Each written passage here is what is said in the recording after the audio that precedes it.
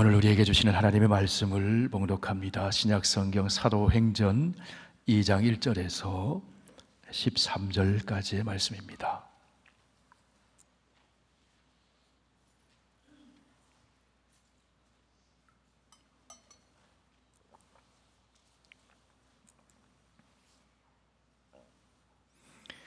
신약성경 188쪽에 있습니다. 사도행전 2장 1절에서 13절까지 이 계시의 하나님 말씀 봉독할 때 하나님의 음성을 들으실 수 있기를 바랍니다. 오순절 날이 이미 이르매 그들이 다 같이 한 곳에 모였더니 홀연히 하늘로부터 급하고 강한 바람 같은 소리가 있어 그들이 앉은 온 집에 가득하며 마치 불의 혀처럼 갈라지는 것들이 그들에게 보여 각 사람 위에 하나씩 임하여 있더니 그들이 다 성령의 충만함을 받고 성령이 말하게 하심을 따라 다른 언어들로 말하기를 시작하니라. 그때에 경건한 유대인들이 천하 각국으로부터 와서 예루살렘에 머물러 있더니 이 소리가 나매 큰 무리가 모여 각각 자기의 방언으로 제자들이 말하는 것을 듣고 소동하여 다 놀라 신기하게 여겨 이르되 보라, 이 말하는 사람들이 다 갈릴리 사람이 아니냐.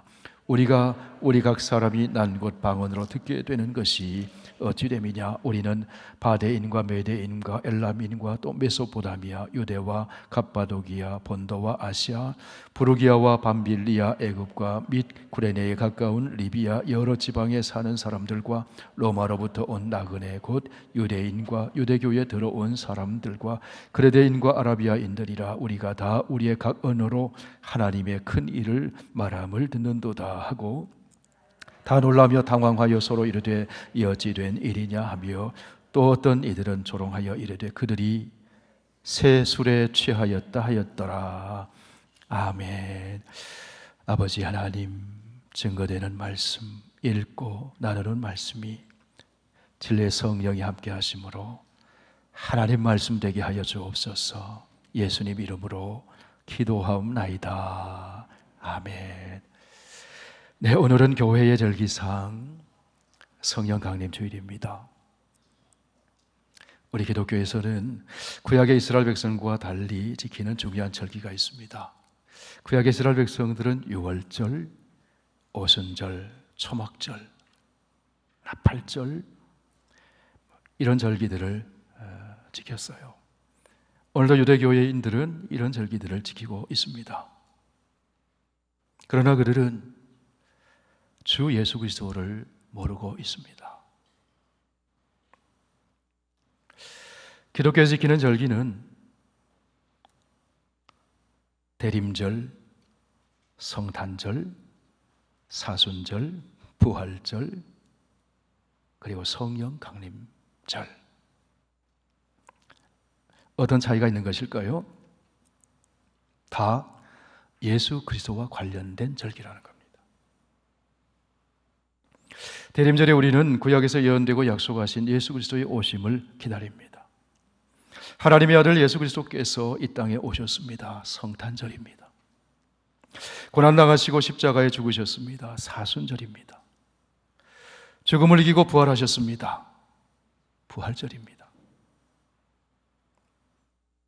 승천하셔서 온 우주와 만물의 주로 인정되셨습니다. 그리고 예수님은 다시 오실 것입니다.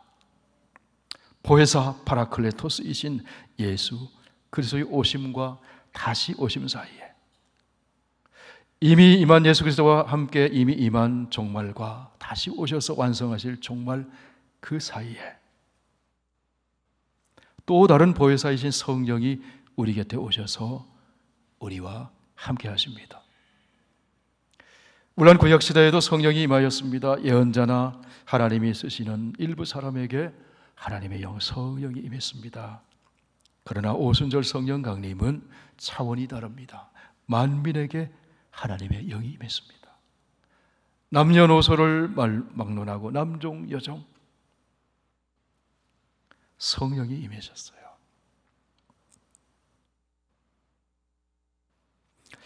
그날을 세계교회와 한국교회에서는 성령 강림절로 지킵니다. 성령 강림절을 지키는 것은 성령의 오심이 중요한 사건이라는 겁니다. 여러분 생각해 보세요. 만약 성령이 오시지 않았다면 우리의 예배는 어떻게 될까요? 찬양 대 찬양은 어떻게 될까요? 성령 없이 찬양한다면 공연이 될 수 있을 거예요. 멋진 노래가 될 수 있을 거예요.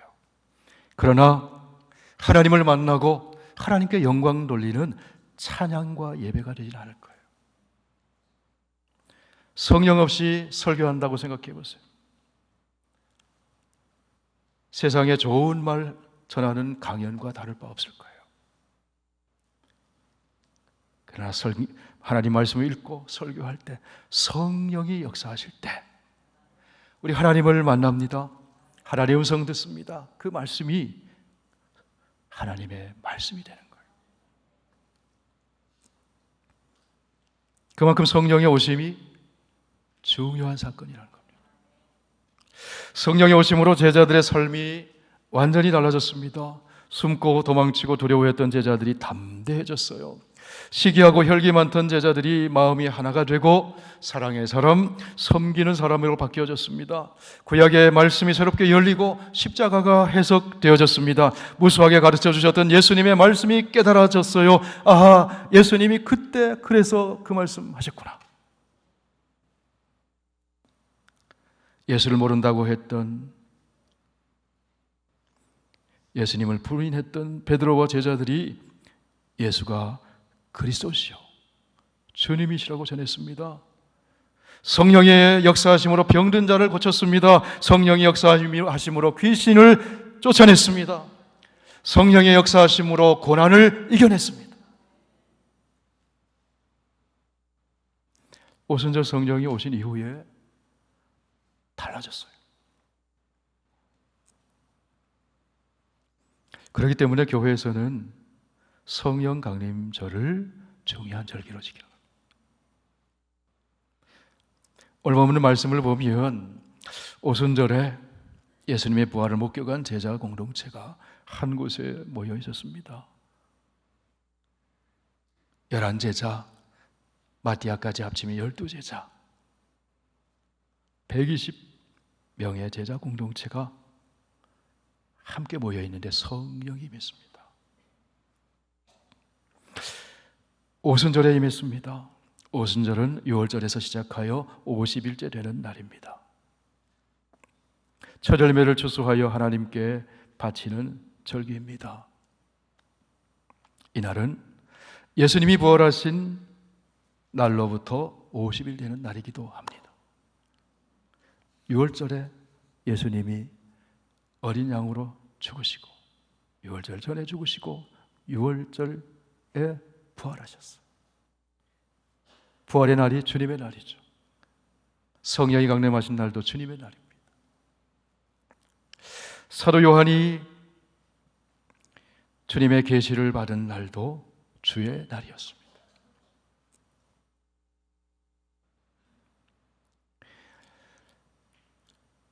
하나님이 이스라엘 역사 속에서 일궈오신 포도원 농사의 새 열매를 수확하는 절기가 오순절이에요. 이 오순절의 제자들이 성령의 새 포도주에 취하는 역사가 일어났어요. 이 새 포도주는 아담의 아들 셋과 셋의 후손 노아와 아브라함과 다윗에서부터 예수님까지 언약을 통해 발효되고 숙성되고 숙성된 그 포도주와 같은 것. 그 새술에 성령이, 새술과 같은 성령이 임했어요. 만민에게 부어졌습니다. 그 성령의 새술에 취하여 새로운 하나님의 언약 백성 공동체인 교회에서 하나님 나라의 잔치가 열렸습니다. 풍성함과 기쁨이 열렸어요. 그것을 누리는 이야기, 오늘 사도행전의 이야기예요. 여러분, 예수님은 6월절의 어린 양처럼 십자가에서 죽으셨습니다. 그리고 예수님은 사흘 만에 부활하셨습니다. 그날이 주의 날, 오늘 우리가 주의 날을 지키는 거예요.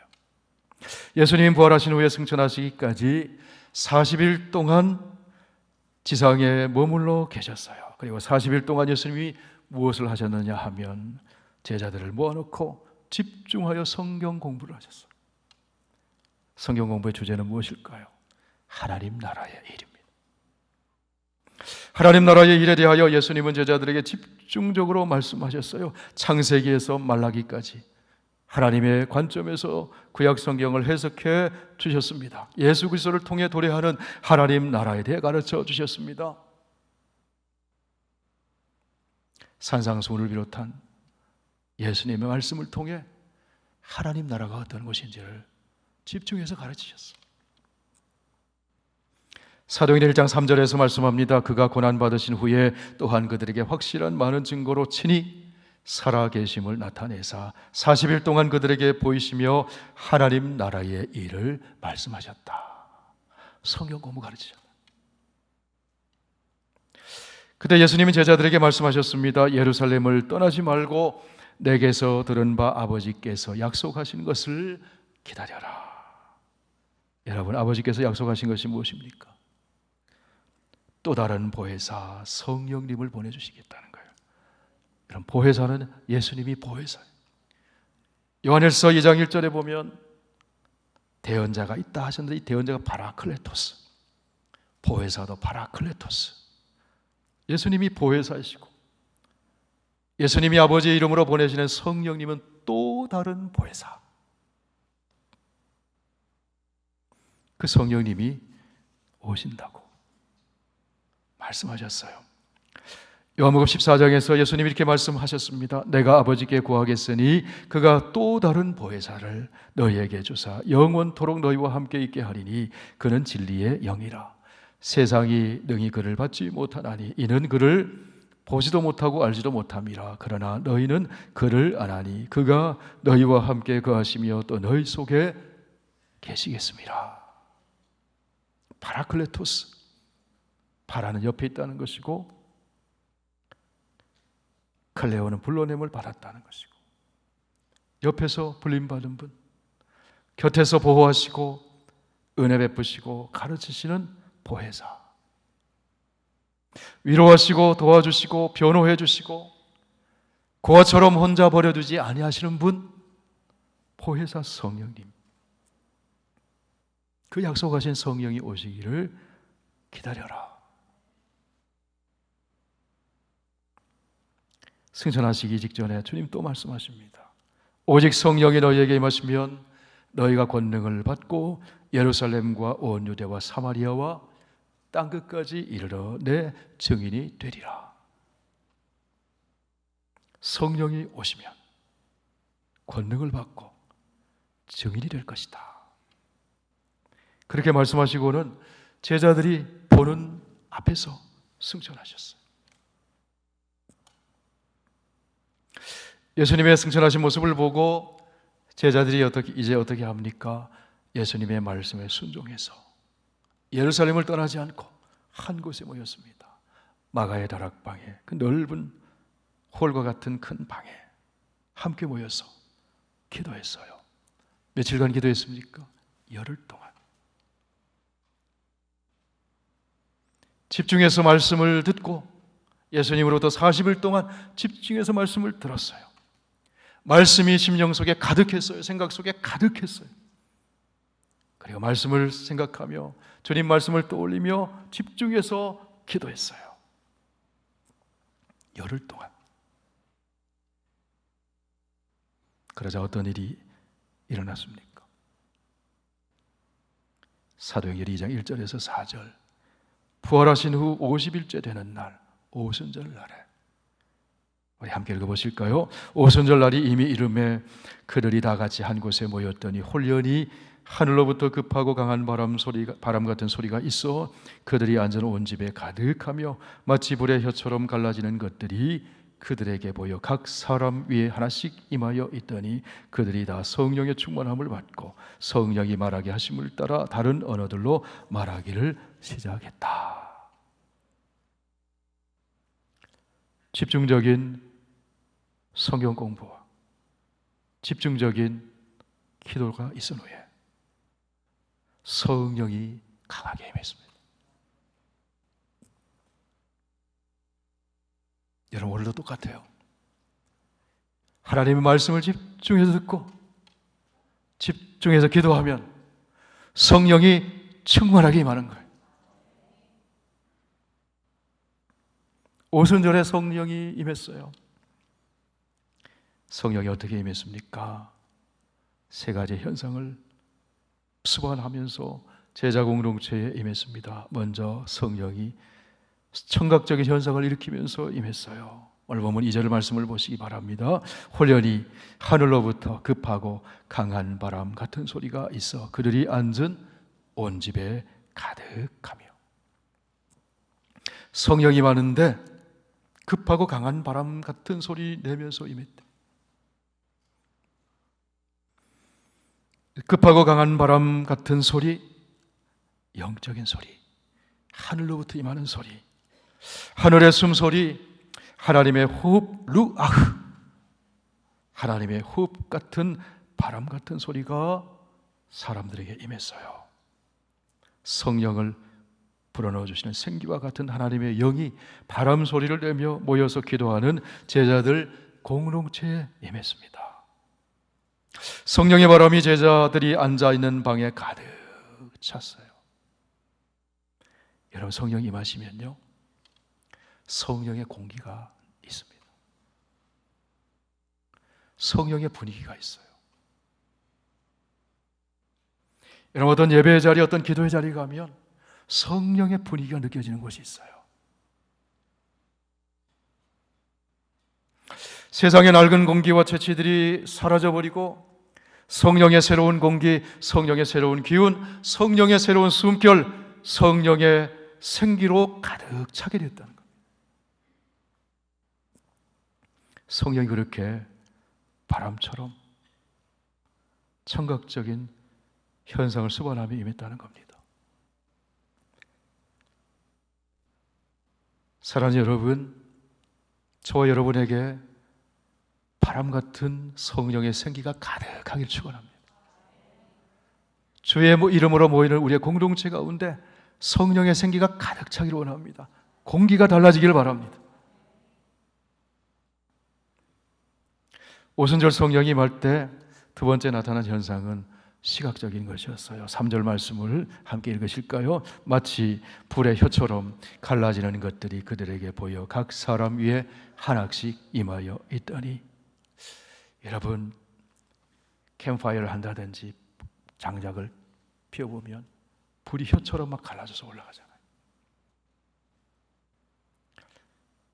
그런 시각적인 모습을 보이면서 성령이 임했다.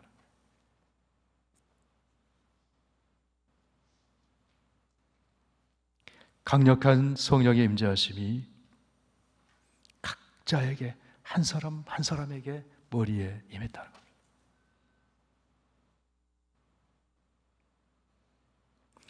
불처럼 임했다는 겁니다. 성도 여러분, 우리는 어떻게 죄악의 물결이 범람하는 이 세상에서 하나님의 백성답게 살 수 있을까요? 불과 같이 임하는 성령의 충만함을 받을 때 하나님의 백성으로 그리스도인으로 살아갈 수가 있어요. 성령의 불이 능력 있는 삶을 살게 만듭니다. 성령의 불이 죄의 쓴뿌리를 태웁니다. 성령의 불이 임할 때 뜨거운 열정으로 맡겨주신 사명을 감당하게 되는 것입니다. 여러분, 저와 여러분에게 불같은 성령이 임하기를 축원합니다. 오순절날 성령이 임할 때 나타난 세 번째 현상은 무엇입니까? 4절 말씀 보세요. 그들이 다 성령의 충만함을 받고 성령이 말하게 하심을 따라 다른 언어들로 말하기를 시작하니라. 바람 같은 성령이 움직이고 성령의 불이 머리 위에 보이고 그 다음에 성령이 각 사람의 몸을 만지기 시작했어요. 성령이 사람들의 말을 지배하기 시작했어요. 그래서 성령이 시키는 말을 하게 되었습니다. 성령이 내게 임하시고 성령 충만하면 성령이 나를 지배해요. 그래서 성령이 하게 하시는 말씀을 함께 하게 됩니다. 그들이 다 성령의 충만함을 받고 성령이 말하게 하심을 따라 말했다.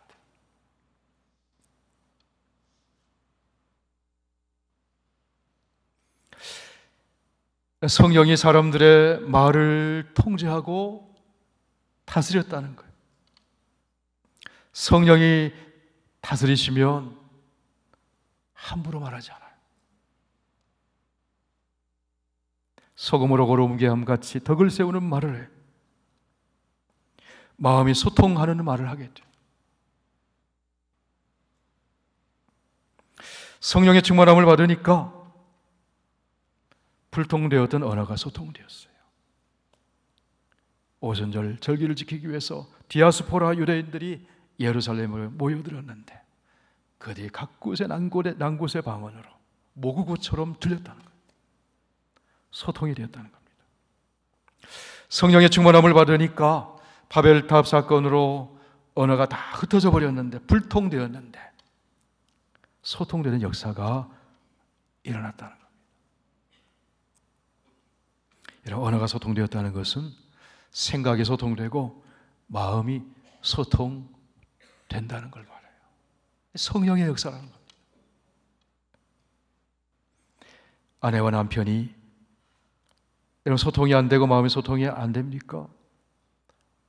성령 충만을 받으면 소통이 됩니다. 부모 자녀도 마찬가지죠. 각각 성령의 충만함을 받으면 각각 머리에 임했다 그랬어요. 각각 임했다 그랬어요. 한 사람만 임하고 한 사람 안 임하면 소통이 안 돼요. 각각 임했어요. 우리 성도 한 분 한 분이 성령이 각각 임해서 충만함을 받으면 모두가 다 소통돼요. 하나가 돼요. 거기에 기쁨이 찾아와요. 평화가 임하게 되는 것입니다. 그렇다면 여러분, 성령 충만함을 받았을 때 초대교회 성도들은 어떤 삶을 살았습니까? 성령 충만함을 받았을 때 먼저 일어난 삶의 변화는 하나님 말씀이 깨달아지게 됐다는 겁니다. 성령은 진리의 영이기 때문에 그래요. 오순절에 임하신 성령의 충만함을 받은 베드로와 제자들의 모습 보세요. 그들이 함께 일어서서 선지자 요엘을 통하여 주신 하나님 말씀을 깨닫습니다. 하나님이 말씀하시기를 말세의 종말에 내가 내 영을 모든 육체에 부어주리니 너희의 자녀들은 예언할 것이요 너희의 젊은이들은 환상을 보고 너희의 늙은이들은 꿈을 꾸리라. 그때에 내가 내 영을 내 남종과 여종에게 부어주리니 그들이 예언할 것이요. 구약의 말씀이 깨달아졌어요. 무엇을 통해? 그리스도를 중심으로 깨달아졌어요. 이해가 됐어요. 갈릴리 어부였던 베드로가 하나님의 말씀이 떠오르고 그 말씀을 인용하고 그 말씀을 해석하고 그 말씀을 적용하는 거예요.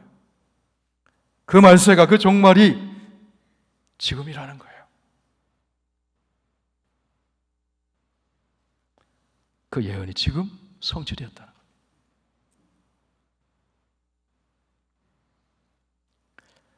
성령의 충만함을 받을 때 일어나는 두 번째 변화는 십자가에서 죽으시고 부활하신 예수 그리스도의 증인이 된다는 겁니다.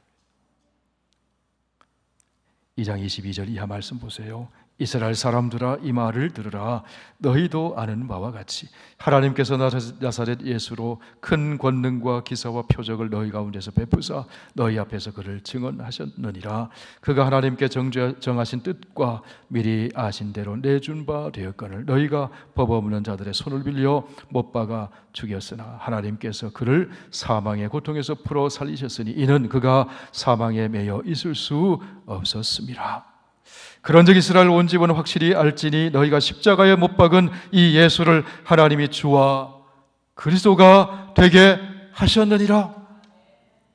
복음을 전했어요. 그러자 이 말을 들은 사람들이 어떤 반응을 보입니까? 37절 말씀 보세요. 그들이 이 말을 듣고 마음에 찔려 베드로와 다른 사도들에게 물어 이르되 형제들아 우리가 어찌할꼬? 성령 충만함을 받아 전한 베드로의 설교는 사람들의 양심을 뒤흔들었습니다. 찔림을 갖게 했어요. 죄가 깨달아지게 됐습니다. 우리가 어찌할꼬? 회개하게 되었어요. 성령의 역사라는 겁니다.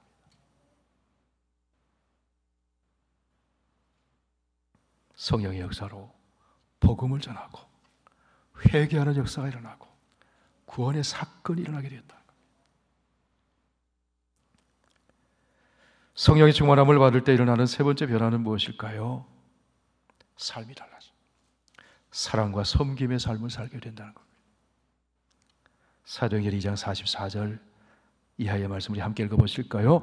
믿는 사람이 다 함께 있어 모든 물건을 서로 통용하고 또 재산과 소유를 팔아 각 사람의 필요를 따라 나눠주며 날마다 마음을 같이하여 성전에 모이기를 힘쓰고 집에서 떡을 떼며 기쁨과 순전한 마음으로 음식을 먹고 하나님을 찬미하며 또 온 백성에게 칭송을 받으니 주께서 구원받는 사람을 날마다 더하게 하시니라. 성령 충만받은 초대교회 성도들이 어떤 삶을 살았습니까? 마음을 같이 했어요. 나누는 삶을 살았어요. 서로 섬기는 삶을 살았어요. 모이기를 힘썼습니다. 사랑으로 교제했습니다. 하나님을 찬송했습니다. 사람들에게 칭찬을 들었습니다. 그로 인하여서 나도 예수 믿고 싶다고, 나도 저 공동체에 들어가고 싶다고 믿는 자가 더해졌어요. 향기나는 삶, 그리스도의 향기나는 삶을 살게 되더라는 겁니다. 성령의 충만함을 받으니까 아깝지가 않아요. 성령의 충만함을 받는다는 것은 성령의 지배를 받는 거죠.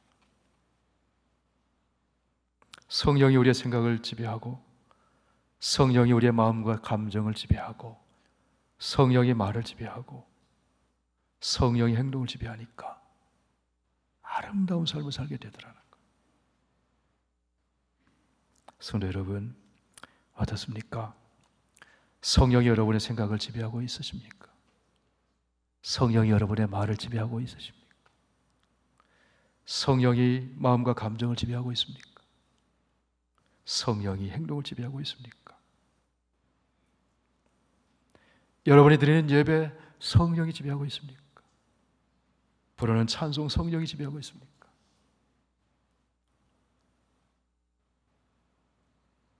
성령의 지배를 받으면 아름다운 삶의 모습으로 바뀐다는 겁니다.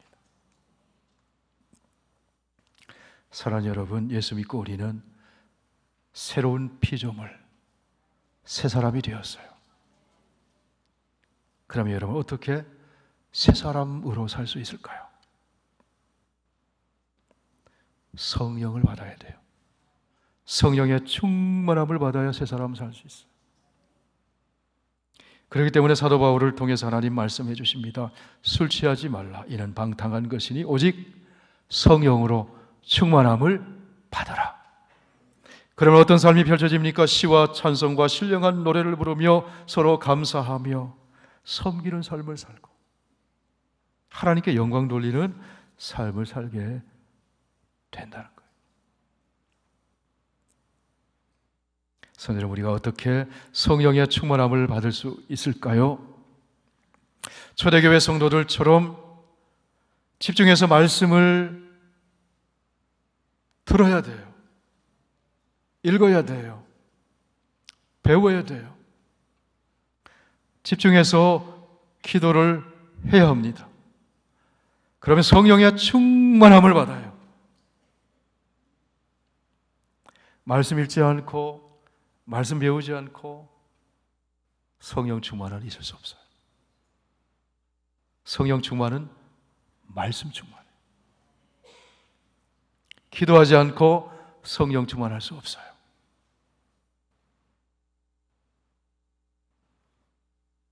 말씀 충만 그리고 기도하면 성령의 세술에 취해서 성령의 지배를 받으며 능력이 있는 성도의 삶을 살게 되는 것입니다.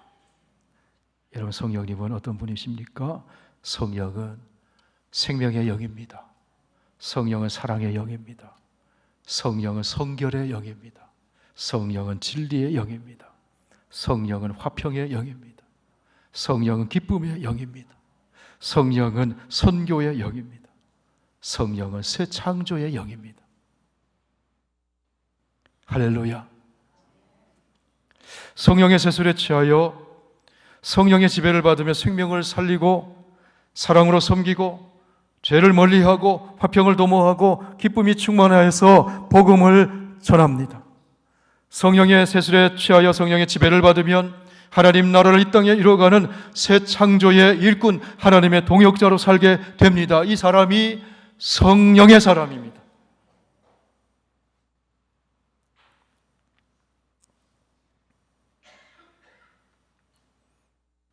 성도 여러분, 오늘이 성령 강림 주일입니다. 주님께서 교회에 우리 성도들에게 생명의 영이신 성령님을 보내주셨어요. 보혜사 성령님을 보내주셔서 우리를 위로해 주시고 보호해 주시고 진리 가운데로 인도해 주시고 평안을 주시고 기쁨을 주시고 권능을 주시고 고아처럼 버려두지 않으시고 항상 함께 하십니다. 성령을 선물로 주셔서 우리를 예배자로 세우시고 세상 가운데 파송 보내줘요. 그래서 이제 성도들이 나가는 곳에 생명이 살아나는 역사가 일어납니다. 성령의 사람을 통해서 사역이 새로워지고 섬김도 새로워지고 예배도 새로워지고 아름다워져요. 성령의 사람을 통해서.